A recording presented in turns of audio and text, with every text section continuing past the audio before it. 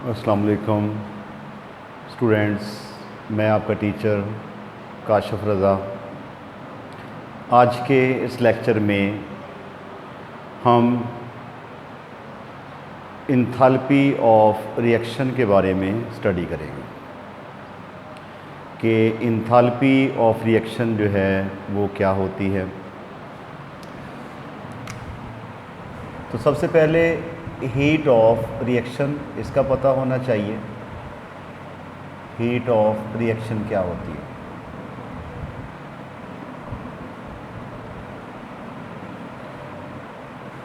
The amount of heat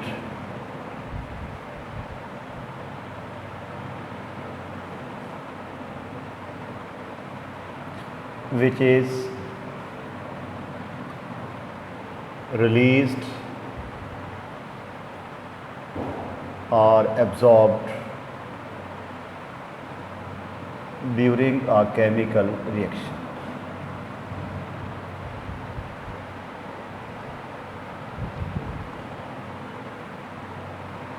कि किसी भी केमिकल रिएक्शन के दौरानिए में रिलीज़ या अब्ज़ॉर्ब होने वाली जो हीट है that is said to be a heat of reaction.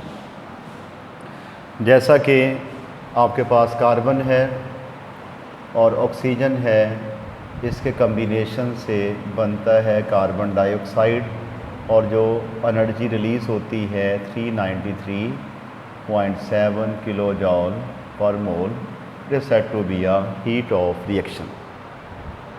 Negative sign जो है वो हीट के रिलीज़ होने को रिप्रेजेंट करता है। ठीक है, जो किसी भी केमिकल रिएक्शन के नतीजे में रिलीज़ होने वाली जो हीट है it is said to be a heat of reaction. अगर यही reaction at a constant pressure हो रहा हो, यानी कि प्रेशर को हम कांस्टेंट रख के अगर हम कोई केमिकल रिएक्शन करवाते हैं तो एट अ कांस्टेंट प्रेशर जो हीट ऑफ रिएक्शन होती है it is said to be a enthalpy of reaction. इसे हम कहेंगे enthalpy of reaction.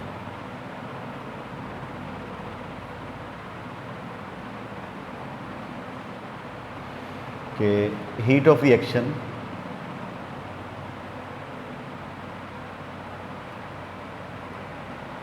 At constant pressure, कि कांस्टेंट प्रेशर पे जो हीट ऑफ रिएक्शन होती है it is said to be a enthalpy of reaction. तो it is the difference between heat of reaction and enthalpy of reaction. जो heat of reaction है at any value of pressure is heat of reaction, लेकिन अगर वही reaction हम constant pressure पे करवा रहे हों तो उस वक्त जो हीट ऑफ रिएक्शन होगी that is said to be a enthalpy of reaction, और इसको H से रिप्रेजेंट करते हैं। और इसकी टाइप में हम पढ़ेंगे molar heat of vaporisation.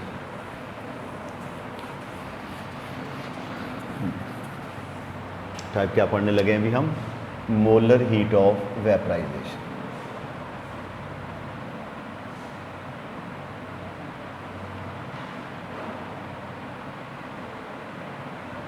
Molar heat of vaporisation या मोलर हम इसे कहेंगे molar enthalpy of vaporisation.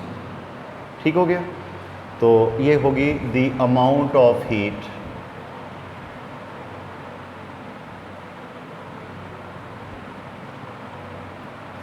which is required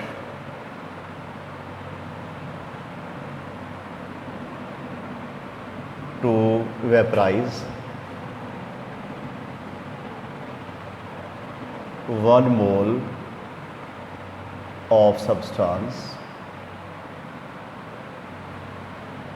at its boiling point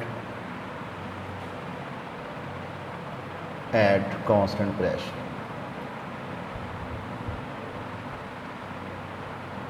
ठीक है, कि 1 मोल सब्सटेंस की उसके बॉइलिंग पॉइंट पे, यानी कि जब वो बॉयल हो रहा हो उस वक़्त उसको वेपराइज करने के लिए जो हमें हीट देनी पड़ती है, यानी कि उसको हीट करें वो बॉयल करना शुरू कर देगा। उसके बॉइलिंग पॉइंट पर उस पर जो उस 1 मोल सब्सटेंस को वेपराइज करने के लिए हमें हीट देनी पड़ती है at a constant pressure, it is said to be a molar enthalpy of vaporisation, या इसको मोलर हीट ऑफ वेपराइजेशन कहेंगे। ठीक है, वेपराइजेशन क्या होता है? Conversion of a liquid into vapours, कि किसी भी लिक्विड का वेपर्स में कन्वर्ट होना, ये कहलाता है मोलर हीट ऑफ वेपराइजेशन। उसके बाद अगला हमारा हो गया molar heat of fusion. Heat of fusion, जैसे हम कहेंगे मोलर इंथैल्पी ऑफ फ्यूज़न। ठीक है, या इसको मोलर इंथैल्पी ऑफ फ्यूज़न कहेंगे। The amount of heat which is required to fuse 1 mole of solid substance, कि 1 मोल सॉलिड सब्सटेंस को वेपराइज करने के लिए हमें जो हीट देनी पड़ती है 1 मोल सॉलिड सब्सटेंस को फ्यूज़ करने के लिए, ठीक है, उसको मेल्ट करने के लिए जो हमें हीट देनी पड़ती है वो कहलाती है मोलर हीट ऑफ फ्यूज़न। और उसके बाद अगर हमने प्रेशर जो है वो कांस्टेंट रखा हुआ है तो उसे हम कहेंगे मोलर इंथैल्पी ऑफ फ्यूज़न। अब अगला क्वेश्चन ये है भी कि मोलर हीट ऑफ वेपराइजेशन ज़्यादा होती है या मोलर हीट ऑफ फ्यूज़न जो है वो ज़्यादा होती है। इसके लिए हम थोड़ा सा ग्राफ देखेंगे कि क्वेश्चन क्या है कि molar heat of vaporisation, molar heat of vaporisation is always greater than the molar heat of fusion. ठीक है, ये हमारा क्वेश्चन रहेगा। इसका जवाब जो है वो अभी हम तलाश करते हैं। क्वेश्चन हमारा ये है कि मोलर हीट ऑफ वेपराइजेशन जो है वो ज़्यादा होती है as compare to the molar heat of fusion. ठीक है, तो इसके लिए हम देखें ज़रा, अगर बॉइलिंग पॉइंट का हम देखें कि जब हम किसी भी सॉलिड को हीट करते हैं तो क्या होता है जी कि एक स्टेज पे वो मेल्ट होना शुरू हो जाता है। ठीक है, यहाँ पे मेल्ट हो जाएगा, ये इसका मेल्टिंग पॉइंट हो गया। बॉइलिंग पॉइंट जो है वो ज़रा आगे जाके स्टार्ट होता है। ठीक है, यानी कि पहले सब्सटेंस मेल्ट होता है, मेल्ट होने के बाद अगले स्टेप पे जाके वो बॉयल होना शुरू होता है। ठीक हो गया, तो इसका मतलब ये हुआ, और हीट इंथैल्पी ऑफ वेपराइजेशन यहाँ से शुरू होती है मेल्ट बॉइलिंग पॉइंट के ऊपर। इसका मतलब ये हुआ कि जो इंथैल्पी ऑफ वेपराइजेशन है वो ज़्यादा होती है as compare to the enthalpy of fusion, कि इंथैल्पी ऑफ फ्यूज़न के मुकाबले में इंथैल्पी ऑफ वेपराइजेशन जो है वो क्या होती है, वो ज़्यादा होती है। ठीक हो गया। अच्छा जी, अगला हमारा आ गया जी enthalpy of sublimation. Enthalpy of sublimation, enthalpy of sublimation, the amount of heat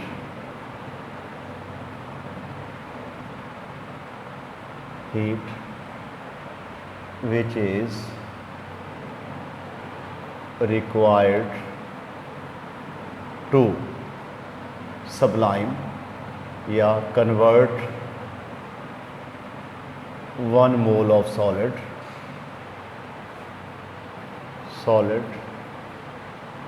into vapors without passing through the liquid phase।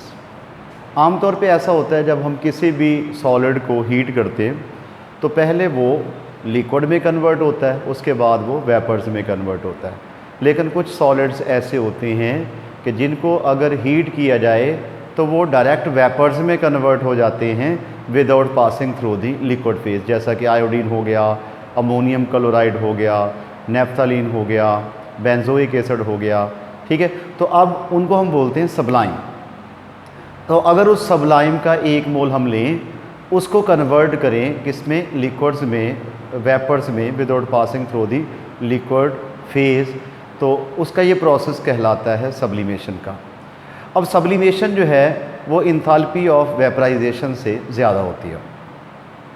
पहले हमने पढ़ा कि enthalpy of vaporisation is always higher as compare to the enthalpy of fusion. अब हम क्या कहेंगे कि enthalpy of sublimation is always higher as compare to the enthalpy of vaporisation, because in sublimation solid is directly converted into vapors, while in vaporization liquid is converted into vapors. Liquid possesses a smaller attractive forces as compared to the solid. Solid में attractive forces जो हैं वो ज़्यादा होती हैं, इसलिए solid का direct vapours में कन्वर्ट करने के लिए हमें ज़्यादा एनर्जी देनी पड़ेगी, जबकि लिक्विड में अट्रैक्टिव फोर्सेस जो हैं वो वीक होती हैं, वो जल्दी वेपर्स में कन्वर्ट हो जाएंगे। ठीक हो गया।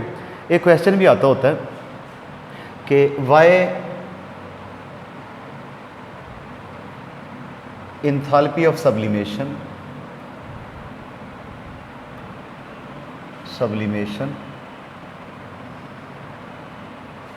Of iodine is very high,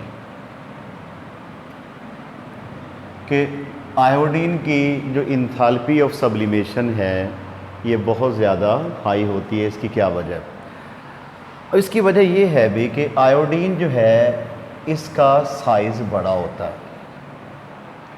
7वें group का ये लास्ट कह लें, आयोडीन के बाद एस्टाटीन भी है। 7A ग्रुप के अंदर जो एलिमेंट्स हैं वो फ्लोरीन, क्लोरीन, बोरोमीन, आयोडीन और एस्टाटीन। एस्टाटीन चूँकि रेडियो एक्टिव एलिमेंट है इसलिए हम लास्ट जो है वो आयोडीन को ही कंसीडर करेंगे। तो इसका साइज़ बड़ा होता है। जितना साइज़ बड़ा होगा उसमें लंडन फोर्सेस उतनी ही ज़्यादा होंगी, और जितनी लंडन फोर्सेस ज़्यादा होंगी उसमें अट्रैक्टिव फोर्सेस भी ज़्यादा होंगी, और इसको डायरेक्ट वेपर्स में कन्वर्ट करना ये भी मुश्किल हो जाएगा, ज़्यादा हमें एनर्जी देनी पड़ेगी।